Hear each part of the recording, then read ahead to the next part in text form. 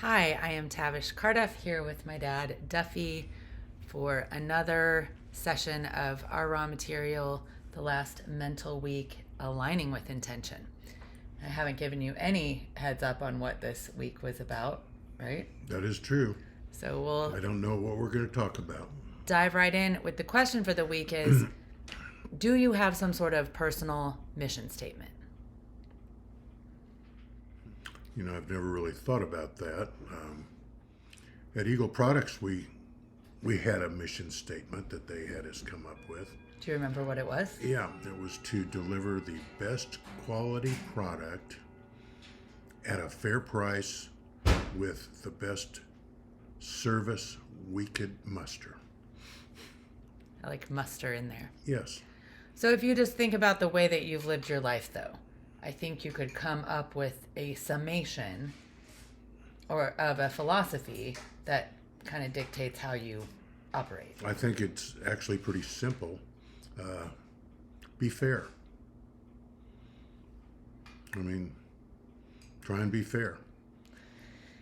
Knowing that what looks like fair to you might not look like fair to somebody else, I'm sure that is true. especially probably your teenage children.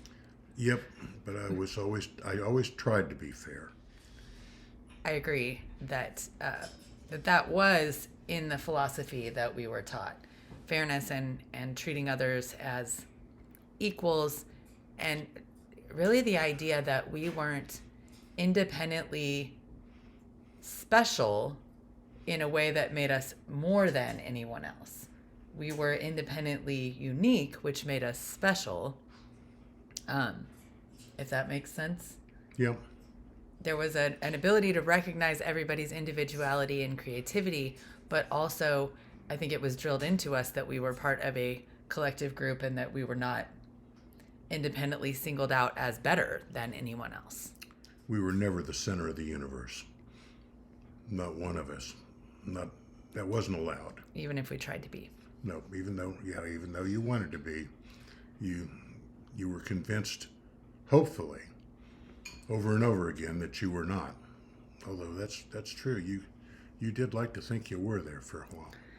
I think it's nice for each of us to see ourselves at the center of the universe, but not as the center of the universe.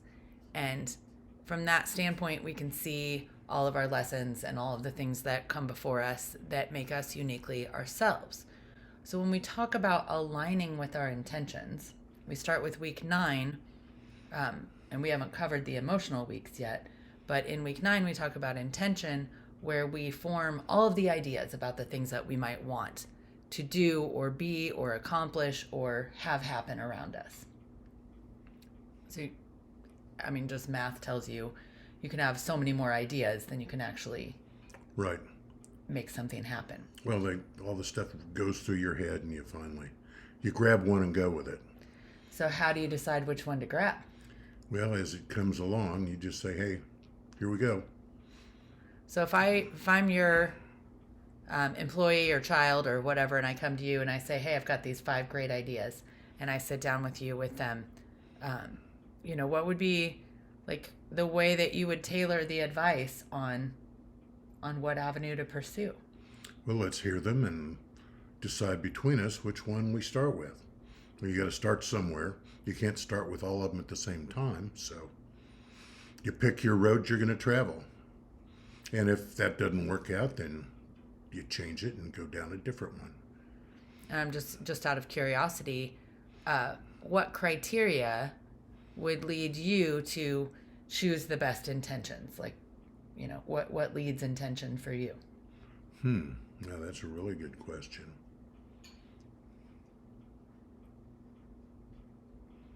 I guess the right and true way, whatever that might happen to be. Right and true.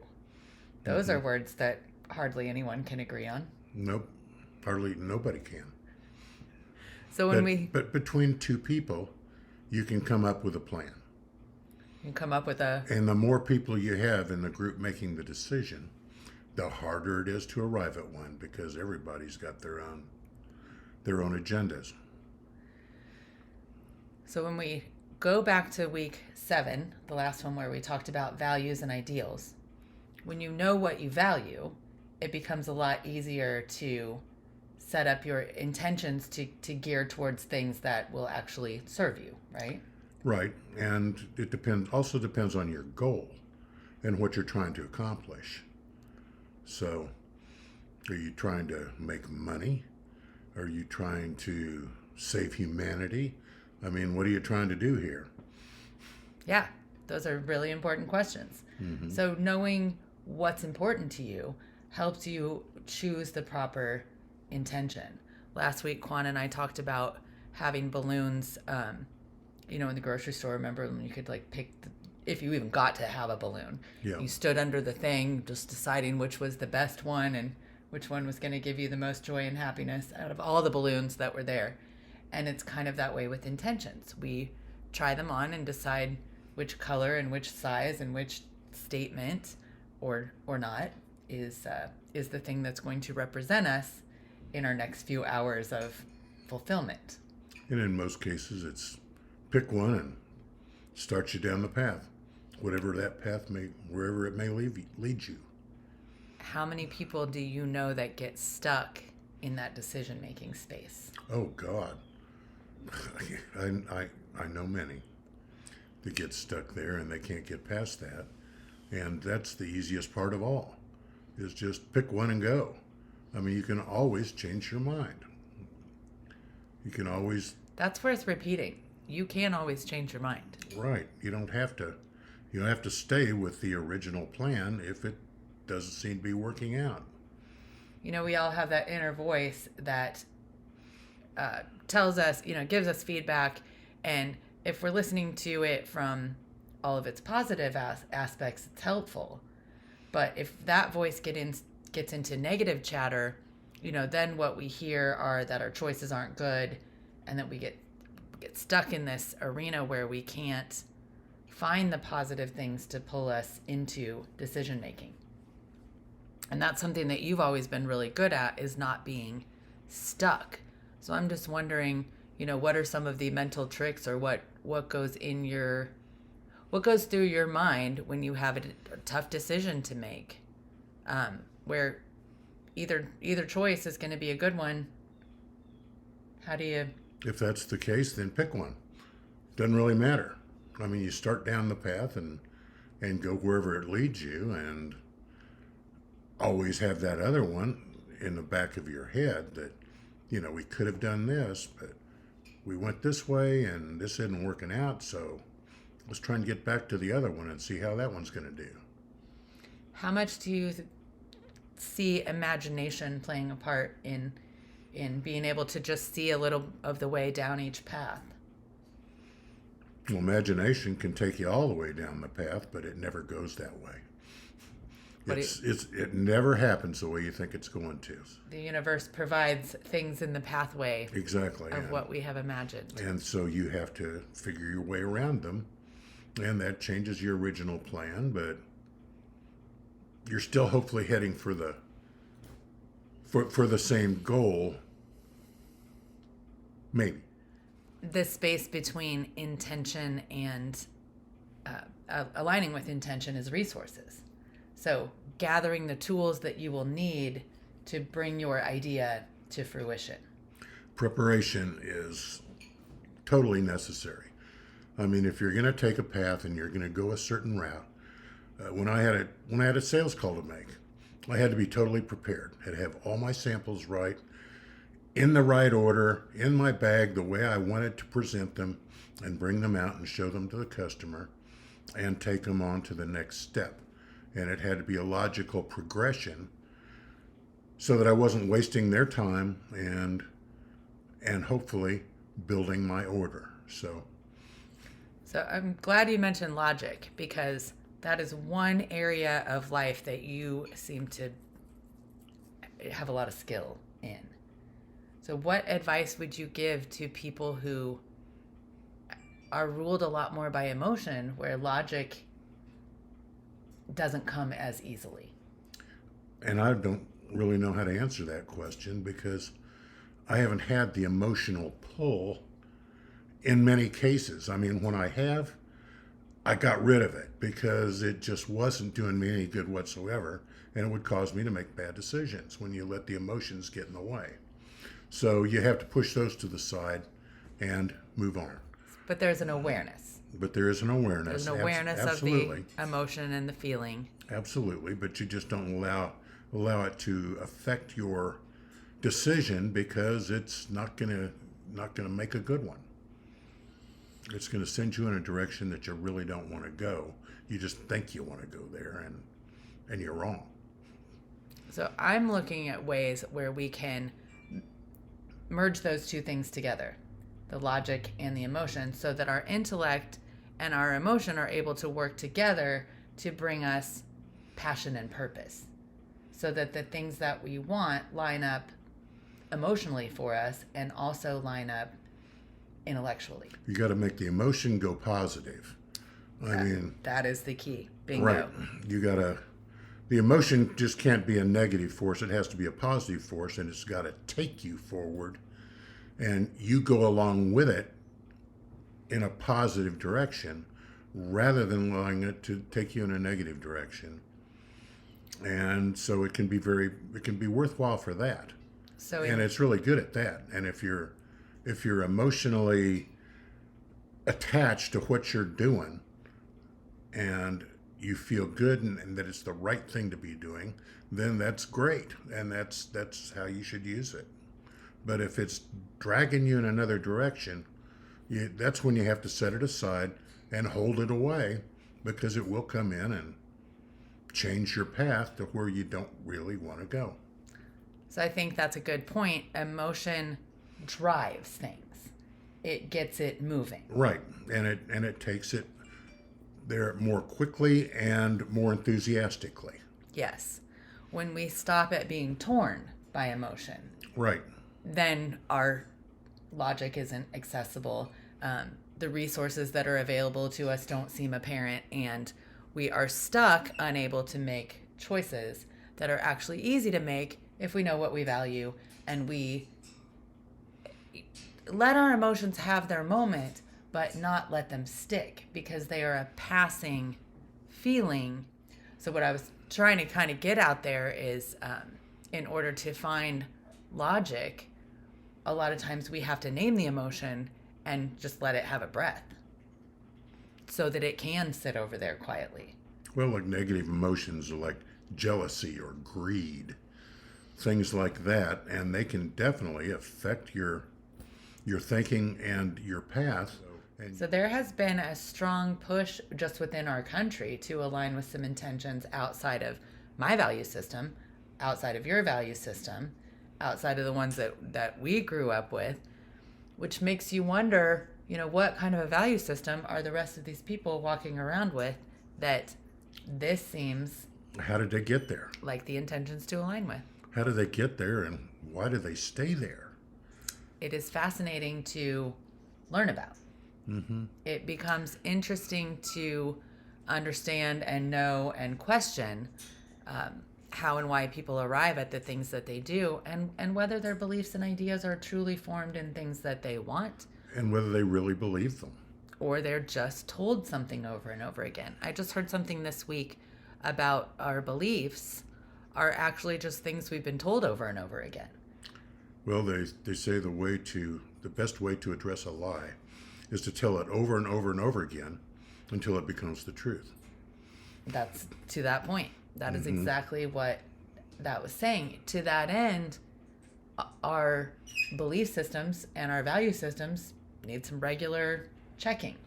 We got to weed that stuff and figure out what's creeping in there that is not serving us, so that we are emotionally, physically, mentally, and spiritually equipped to align with the things that we want. So we're manifesting good things in our life, not leaving room for all the negative things that stop us in our tracks. Which are, in many cases, emotional. And they're emotional issues, and that's what's got people hung up. They're hung up on their emotions rather than thinking about the problem or the issue and what's the best solution. So and trusting others that maybe aren't the most trustworthy to keep track of that for you. So what, just from your off the top of your head, and if you were giving people advice on how to align with the things that they want, how to kind of weed through the tangled thoughts and get to what's important, what would be your, what do you narrow down to get straight to the logical answer? you just got to cut it all away and say, what are we trying to do here? What are we actually trying to accomplish? And how do we do that? And without anything weighing too hard from one side or the other to affect your decision. Make the best decision that you can with the information you have. And if you don't have enough information, go get more. And it makes sense that if you answer those questions, you're able to move forward with what you want. You would think so. Answering a few more questions as they come up. And as long as you're on that particular line, rather than dragged over by your emotion to a whole different path. So. And let's take emotion to the other end of this to wrap it up. When you've worked really hard at something and it fails, when you've done your entire due diligence or put everything you have into something that doesn't work out, how do you pick yourself up and start over? Well, that's when you've got 2 or 3 paths to go down and the one doesn't work out, you've held on to the others. The others are there for you to go check them out and try them. And it's not personal. I mean, sometimes things just don't work out. And for whatever reason, you can look at why they went wrong and try and avoid that pitfall going forward, but then you pick one of the other paths that you thought about originally and you go that route. Or you start a whole new one. Based on what you've learned. Based on what you learned, you found out that didn't work, so be it. A lot of times what we learn from what we don't accomplish is just as valuable as what we learn from what we do. Well, it's like I told you, I don't know how many times growing up, Tav, it's not the end of the world. This too will pass and things will go forward and they'll be better. So it's not the end of the world. It's not the end of the world. Failure is not, it's part of the human experience. And growth cycle. Right. It's valuable. I always had problems with kids that all got a blue ribbon for field day so that they wouldn't feel bad about themselves. I mean, what about the kid that was the best? You mean this pain I'm still carrying for my second place? Yes. You just want me to keep carrying it around? Yeah. Susan Hedrick and her long legs. Yes, exactly. Lucius Allen dunking right over the top of me. Powerful stuff. Multiple times. Yet we still... Proving that I was not a good basketball player, but he really was. Yet we still can pick up, carry on, and feel good about who we are, even though in certain instances we didn't necessarily meet the intention that we were hoping for. Right. And like I said, it's not the end of the world. Not the end of the world. And as my mother always said, this too will pass. I mean, that was one of the best things she ever taught me, and I don't know how many times she had to say it to me, but it was a lot. I think I still have trouble taking that one in, but I'm going to align with the intention to do that from here forward. And it will. It always does. Yes, it does. Well, thank you so much, as always, for having this conversation. And you get to decide whether you want to discuss emotion or physical weeks next session. Okay. So we'll let you pick that out. That should be fun. You can give me the lists and we'll pick a path and go upon it. All right. We'll see you next week. And thank you for being here. Bye-bye.